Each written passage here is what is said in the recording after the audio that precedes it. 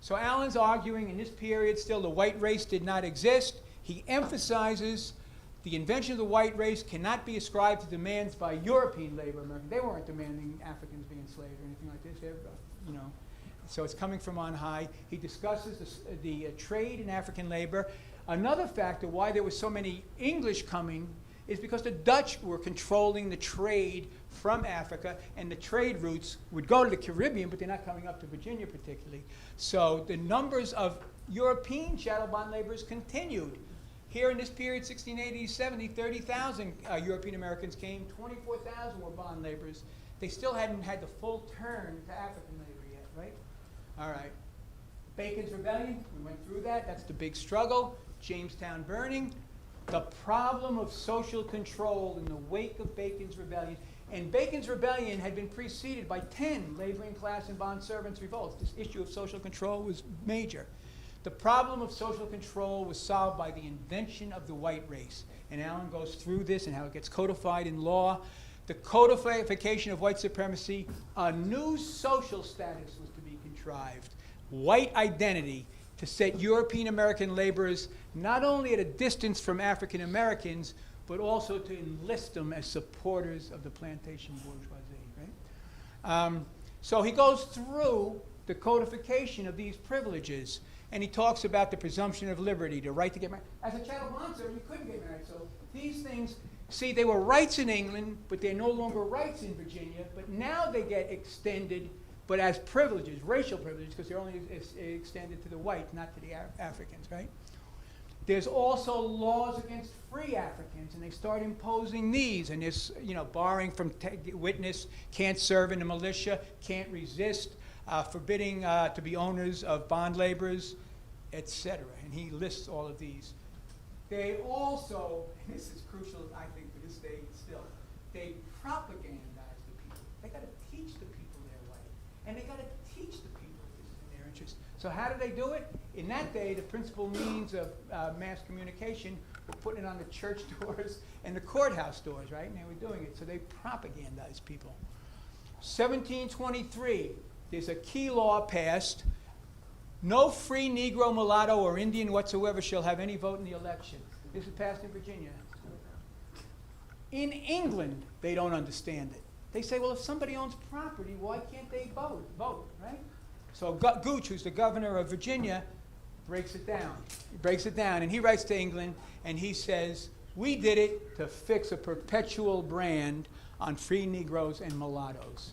So what Allen argues convincingly, I think, is that it's a deliberate act by the bourgeoisie. Surely that was no unthinking decision, which is a reference to Winthrop Jordan, the one he wants to challenge. All right, almost done. All right, now this one is important. Why the exclusion of free African Americans? And this, we have components and aspects of this today. There was a marked tendency to promote a pride of race among white people. The real reason the exclusion of African Americans was a corollary of the establishment of white identity. When you're excluding black, that goes into how you identify and define white. The Act of 1723 also denies the right of self-defense to African Americans, which has devastating effects on the African American family.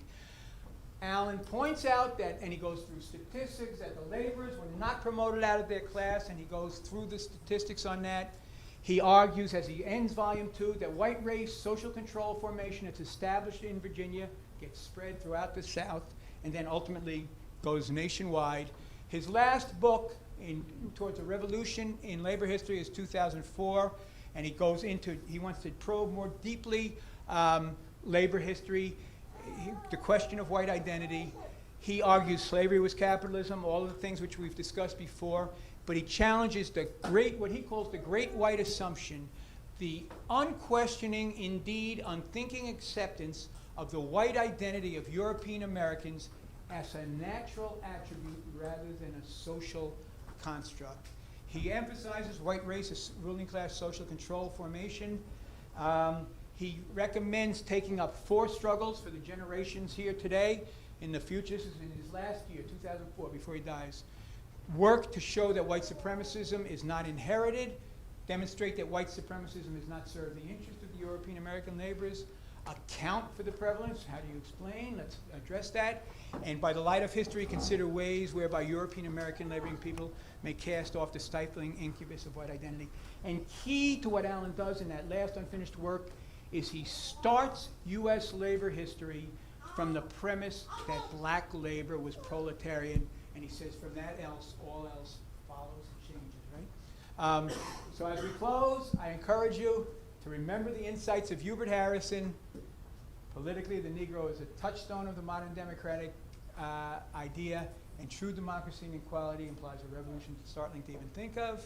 Remember from Allen, right race created and maintained as a ruling class social control formation, principal historic guarantor of ruling class domination of national life, white supremacy reinforced by white privilege, the main retardant of class conscious efforts at radical social change have to take on that white supremacy.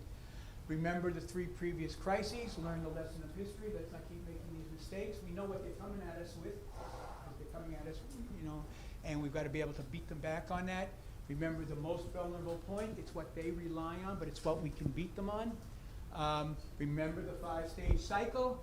Remember the importance of anti-white supremacist struggle in all stages, particularly from 3 through 5. And remember the need for you all, the proletarian generation of the future, that sees the leadership in these struggles to guarantee that we beat them back. Thank you very much.